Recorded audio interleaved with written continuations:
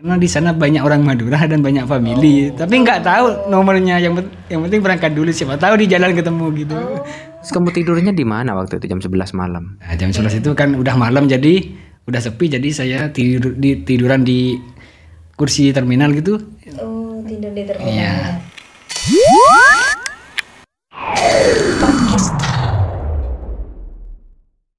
Halo, assalamualaikum sobat RTV. Kali ini kita berada di segmen Podcast Star dan kita sekarang sudah bersama salah satu narasumber yang mungkin buat sobat RTV yang masih belum tahu, kita dulu pernah dia kayak gini sekarang.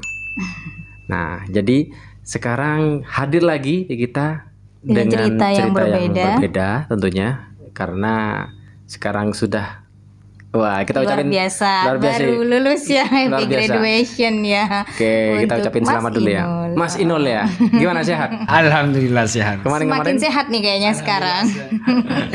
Nambah berat badan kayaknya. Setelah semuanya selesai ya, makan bisa enak. Alhamdulillah. Ya. Dan sekarang lulusan apa nih? Prodi Administrasi Publik. Administrasi Publik. Kemarin jalan-jalan ya ke Aceh ya? Ya, belajar sambil jalan-jalan lagi. Jadi sekarang gimana nih? Pengalaman apa yang ingin Mas Inul sampaikan ke atau mungkin gini, dulu kan kita flashback lagi ya.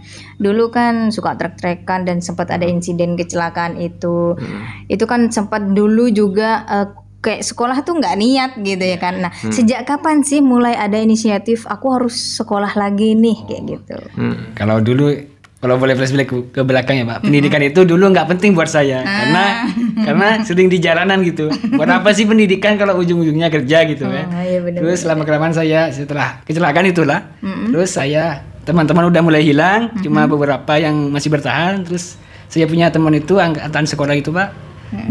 Dia kuliah di salah satu kampus. Terus setelah saya mulai sembuh dikit sedikit, saya diajak bermain gitu. Terus saya suka bola habis itu Pak. Terus saya juga sering neribun. Setelah itu saya pada saat itu saya mau neribun, tapi teman saya kuliah dulu. Terus saat itu saya kan posisi pakai sepatu terus pakai kaos yang berkerah. Terus sama teman saya diajak ke kelasnya. Ikut kuliah? Iya, nggak apa-apa. Yang penting kamu pakai sepatu dan baju berkerah katanya. Awalnya nggak mau karena kan malu. Gitu. Malu karena bukan mahasiswa di sana. Iya benar. Terus ya udah saya coba beranikan diri gitu. Terus pas masuk gitu, ya udah. Lama kelamaan beberapa jam ikut kuliah tapi bukan mahasiswa. Lah kok seru gitu. Setelah habis itu terus ya udah kepikiran, terus nggak lama dari itu setelah pembukaan mahasiswa baru saya coba daftar gitu. Ya ada beberapa tabungan, terus saya coba daftar sendiri. Ya udah itu mulainya pendidikan itu penting gitu. Awalnya nggak penting menurut saya gitu.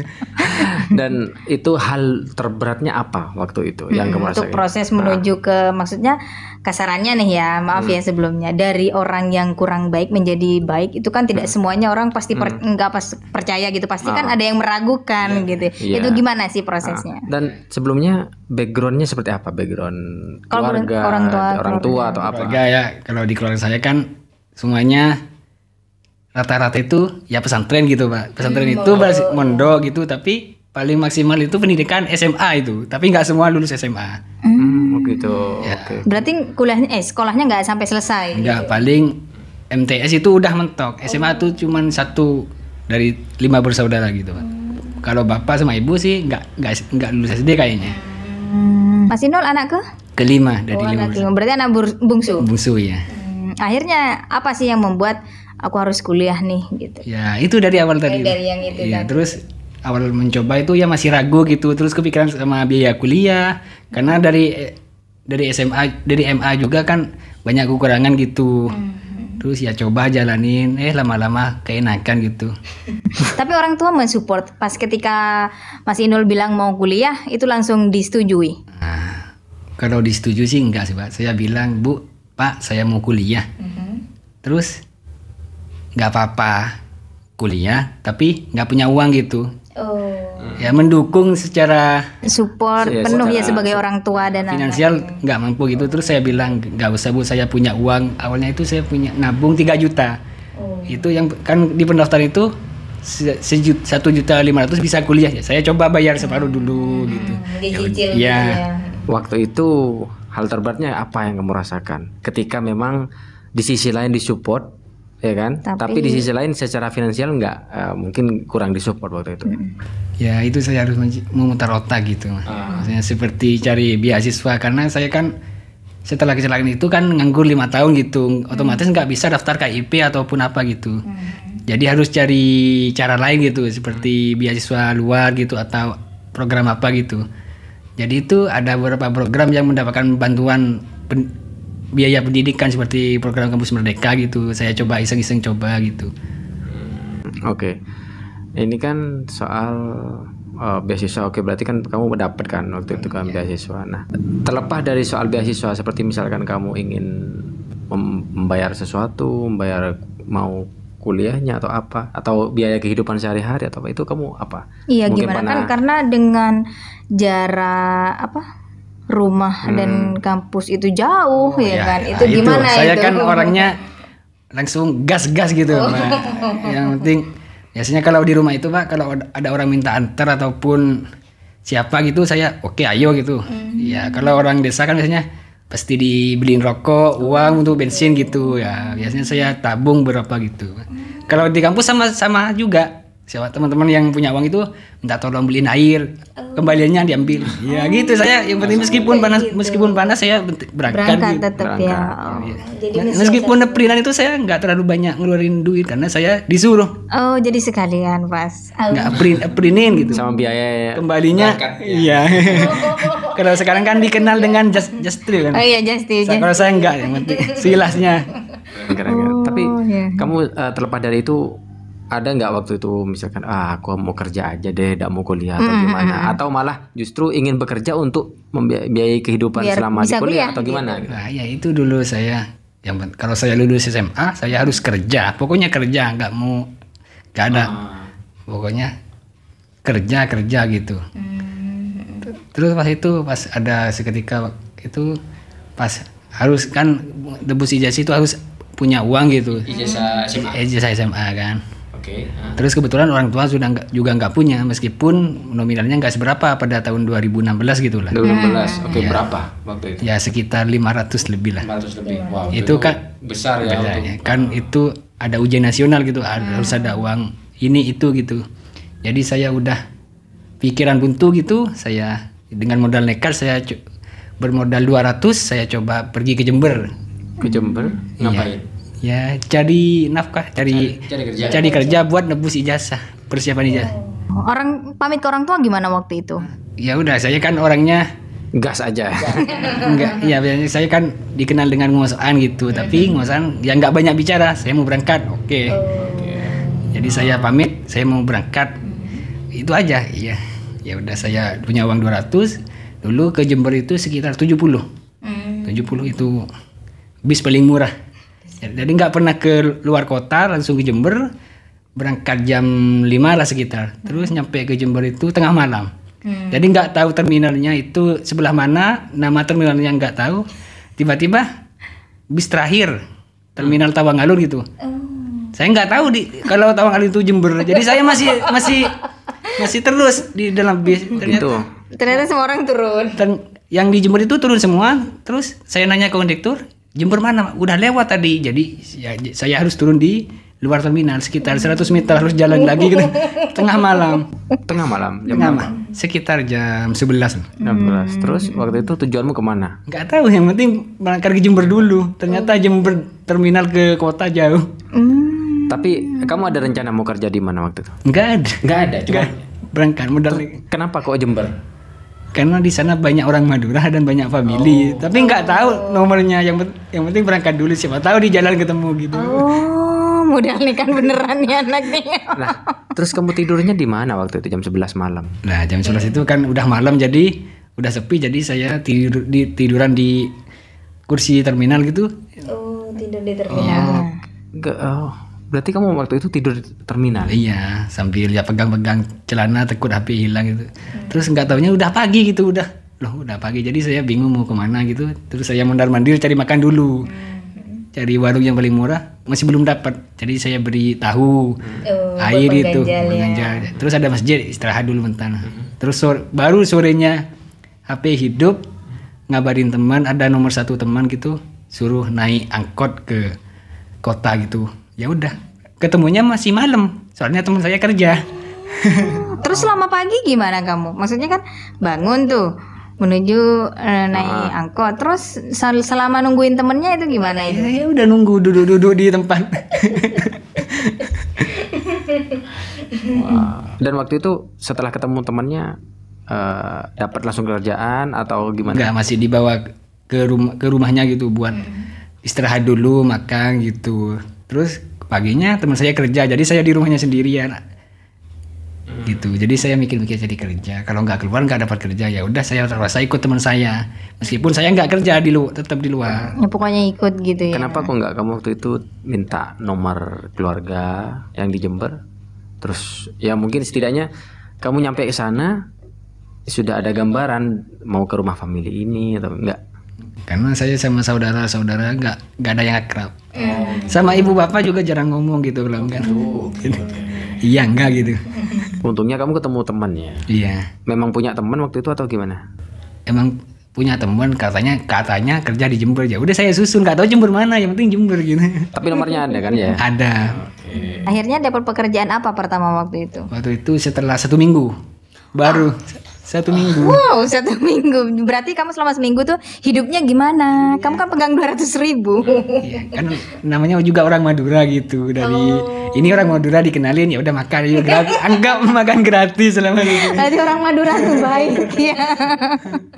Sama meskipun saya pernah ke Kalimantan, ke Aceh gitu. Kalau udah ketemu orang Madura ya udah makan gratis. Jadi saya mau ngeluarin duit itu nggak boleh. Kan kalau di Madura itu tamu 3 hari biasanya gitu. Oh iya, ini lebih ya. Tapi itu masuk rezeki loh. Iya, ya. alhamdulillah. Tapi kan setidaknya di situ kamu bisa tahu nambah keluarga baru, teman baru, ya kan. Setidaknya kamu kalau ke Jember tahu lah, ada gambaran. Maksudnya ke sana ini loh ada orang keluarga baru yang baik, yang pernah dulu jadi saksi waktu aku berjuang di situ. Dan kamu di Jember berapa lama? Sekitar 3 bulan sih. 3 bulan. Akhirnya kamu dapat uang untuk bayar nebus itu ijazah. Iya. Kerja apa waktu Kerjanya itu? itu saya di kerja apa? Kulakan itu.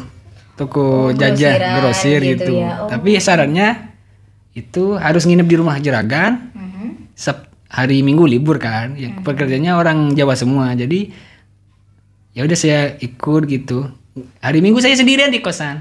Di kontrakan lah. Karena orang-orang Jawa pulang semua. Jadi saya minggu itu ya udah di kamar beli rokok itu 1 minggu sekali setelah gaji ya. Kan gajinya iya karena emang perjuangan betul kalau kerja sendiri itu. Jadi mau beli apa itu harus mikir dulu buat nabung gitu. Gajinya berapa dulu? Dulu per minggu itu 78.000 Per minggu. per minggu. Oke. Dari situ ya bisa akhirnya menembus ijazah itu. Setelah 3 bulan berarti pas pulang. Pas pulang. Kenapa kok pulang? Ya, karena itu butuh ijazah. Oh, itu ijazahnya aja. Buat kerja yang lebih layak gitu intinya. Berarti dirasa cukup 3 bulan itu. Iya, yang penting ijazah udah ketebus gitu. Orang tua waktu itu masih kerja apa? Setelah Orang tua jaga toko punya orang gitu. Ya, Ibu, bapak sudah sepuh. Udah lebih 80 jadi harus banyak istirahat gitu. Oke, berarti memang dengan kamu bekerja juga meringankan beban orang tua. Iya. Kan?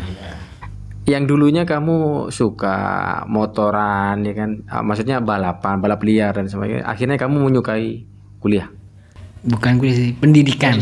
Lah, maksudnya Mulai pendidikan. suka. Yang awalnya nggak peduli ya sama pendidikan. Tempat merasa kesusahan nggak sih? Maksudnya peralihan dari kamu yang nggak mau belajar banget kan? Betul. Pasti kan kalau nggak suka pendidikan pasti nggak mungkin belajar. Dengan pas kamu kuliah gitu. Ya paling lingkungan. Kalau biasanya kan pasti diledekin sama teman-teman tongkrongan. Ngapain kuliah? Dulunya kamu kan anggap berandal atau gitu. Oh iya benar-benar. Makanya itu sih. Iya tantang. Dibully beranda. Iya kan namanya anak jalanan nggak jelas gitu. Mau jadi apa kalau itu? Dan sekarang kamu bisa Alhamdulillah saya buktikan dengan lulus ya. Alhamdulillah. Baru hari ini ya? Iya, baru hari ini, masih baru. Masih pernah. Wisudawan baru. Ucapan selamat kita tuh masih hangat. Masih hari ini ya, langsung bisa ke sini. Luar biasa. Dan selama kuliah apa aja nih yang sudah kamu bisa raih gitu? Alhamdulillah selama kuliah sih ada beberapa program yang saya ikuti sampai selesai. Yang pertama itu ya Kampus Merdeka lebih tepatnya gitu. Itu gimana itu? Kampus Merdeka itu seperti program-program belajar di luar kampus, seperti perpindahan mahasiswa, pertukaran mahasiswa. Ya itu masuk ke Kampus Merdeka itu. Kemana waktu itu? Yang saya kan ikut di Kampus Merdeka itu di program pertukaran mahasiswa Merdeka. Itu awalnya iseng-iseng sih. Iseng-iseng. Karena lihat baca-baca scroll gitu kan. Oh ya udah saya coba gitu. Terus nggak taunya lulus tahap pertama, terus lanjut tahap kedua, alhamdulillah lulus gitu. Itu yang bikin orang rumah juga kaget. Karena saya bilang ke ibu, ke orang rumah, saya mau ke Aceh mau kuliah. Terus ibu bilang lagi, nggak punya uang gitu. Nggak usah Bu, saya nggak minta uang gitu. Saya minta doanya, mau minta restunya gitu. Terus saya jelaskan kalau saya tiap bulan itu dapat uang makan, ibu kan takut nggak makan gitu juga. Terus keadaan saya kan juga gini gitu, belum maksimal gitu. Ya alhamdulillah. Lebih tenang ya, orang tua lebih tenang ketika kamu ngasih jawaban di sana bisa ya gitu. Berapa bulan sudah? 1 semester sekitar 5 bulan lah. 5 bulan. 2022. 2022. Oke, itu berapa kali kamu ke sana? Pertukaran pelajar. Itu pertukaran 2 kali. 2 kali. 2 kali. Oh berarti habis pertukaran pelajar selesai, kamu balik lagi kuliah lagi. Yang pertama iseng kan, yang kedua. Yang kedua itu kan di Aceh pertamanya itu saya cari orang Madura dulu, saya cari kenalan sebanyak-banyaknya. Jadi saya kan saya kuliah di anggap kampus A, saya kok temannya kampus A juga, kampus A. Jadi saya coba kalau makan tuh ke kampus B gitu. Sama kayak di sini saya kampus A. Tapi saya cari makan di kampus B gitu. Oh, gitu. Pinter juga ya. Iya benar. Punya kenalan lagi gitu. Iya, punya banyak teman ya jadinya. Terus ikut seminar, terus ketemu sama dosen-dosen. Kalau saya dari Madura gitu, terus lama-kelamaan kenalan, akrab gitu. Terus pulangnya dari sini, terus dipanggil sama pihak fakultas. Setelah 1 semester gitu dipanggil mau mengadakan kerjasama gitu. Terus saya coba hubungi teman-teman dan dosen yang udah kenal di Aceh. Ya udah, terus saya kasih kontaknya, terus ya kerjasama dengan di sini. Kamu jadi perantara ya. Jadi saya 2 kali ke sana awal. Yang pertama kan karena iseng, yang kedua itu karena kerjasama ya berarti. Kerjasama dan juga pengen lagi karena teman-teman yang 2022 itu pengen ikut lagi kan, tapi nggak bisa karena emang syaratnya 1 kali kalau pertukaran. Seandainya bisa 2 kali banyak yang ikut gitu. Ada culture shock ya? Iya, banget. Pertama saya kan di sana kan beda waktu sholatnya kan. Berapa jam? Kacek berapa jam? 1 jam. Oh 1 jam. Kalau di sini maghrib itu jam 6 lah. Jam 6, di sana itu jam 7. Ya, di sini maghrib, di sana masih asar lah. Jadi saya kuliah itu masih di sini udah maghrib, di sana masih sore kan. Jadi saya nelpon ke Madura masih kuliah. Di sini udah malam gitu. Awalnya kan lihat YouTube dulu Aceh seperti apa gitu. Ya takut kalau lihat di YouTube pasti takut. Terus saya kok kayak nggak jadi ke Aceh gitu.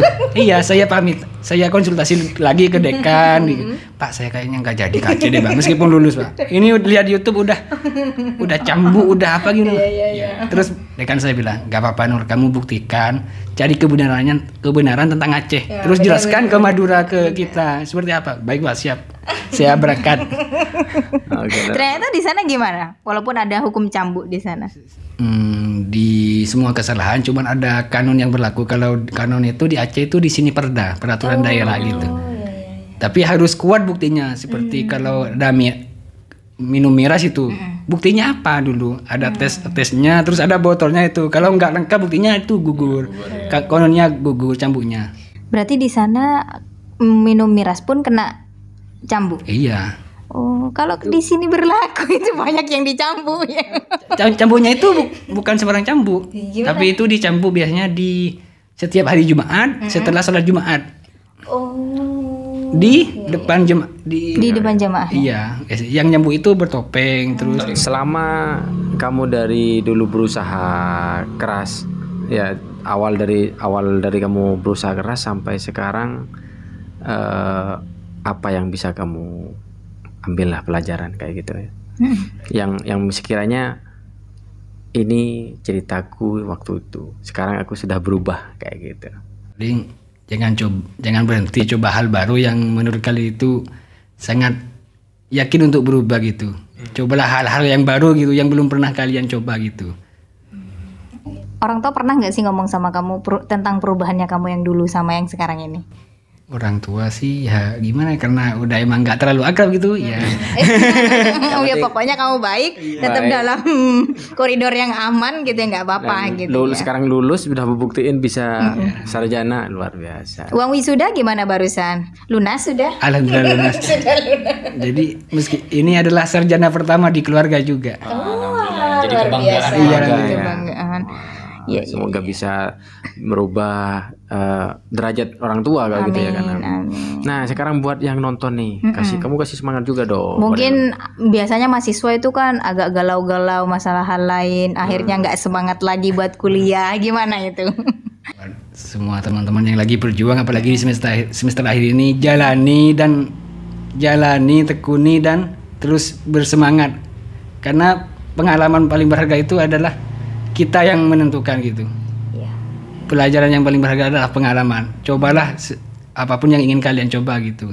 Karena kita itu memang harus berani melangkah dulu ya kan untuk menuju perubahan itu Iya, benar. ya kan. Karena kalau kita cuma diem aja hanya menunggu nggak akan pernah ada ujungnya ya kan yang namanya penantian Betul. itu. Dan satu hal lagi untuk Kak, panggilannya Inol atau Umumnya si Inul sih. Meskipun udah takutnya ganti nama datang dari Aceh. enggak, kalau di Aceh manggilnya tuh nggak tahu. Sembarang ya, kadang nama depan, kadang belakang. Iya. Oke, dan satu hal lagi buat Kak Inol nih, yang dulunya siapa sangka ya kan, dulunya dia suka balap liar ya kan, terus intinya di luar di luar suka pendidikan. Ya. Yang dulunya nggak suka pendidikan sekarang suka pendidikan. Jadi bisa kita simpulkan kalau sebenarnya masa lalu itu bukan berarti menentukan masa depan.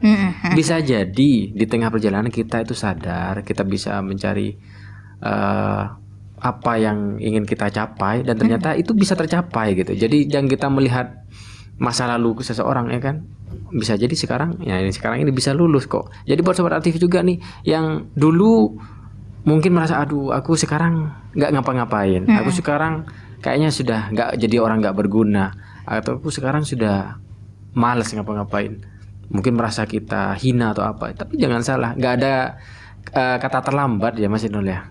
Usia berapa sekarang? Sekarang alhamdulillah 27. Di usia 27 baru lulus S1 itu mungkin kalau sebenarnya kalau Mas Inul ini sekolah yang benar kan udah kerja kan ya harusnya.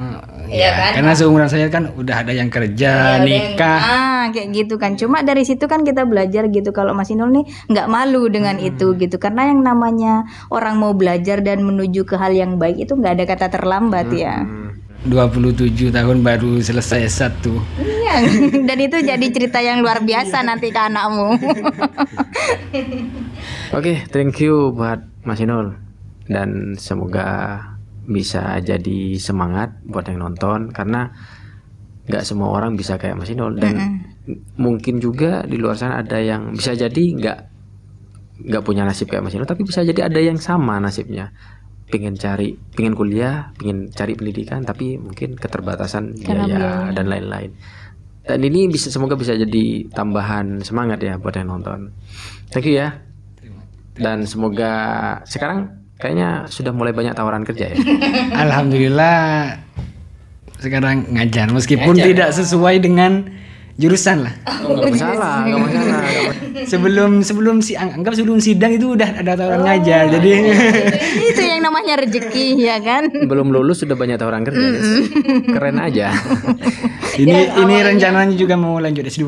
Wah, luar Amin, amin. biasa, luar biasa. Jadi Amin amin. jadi orang pertama lagi S2. Semoga dipermudah niat baiknya. Amin amin. Oke, thank you ya. Dan buat Sobat RTV, thank you juga, ambil positifnya dan buang negatifnya. Dan tetap semangat. See you in the next video. Bye bye. Wassalamualaikum warahmatullahi wabarakatuh.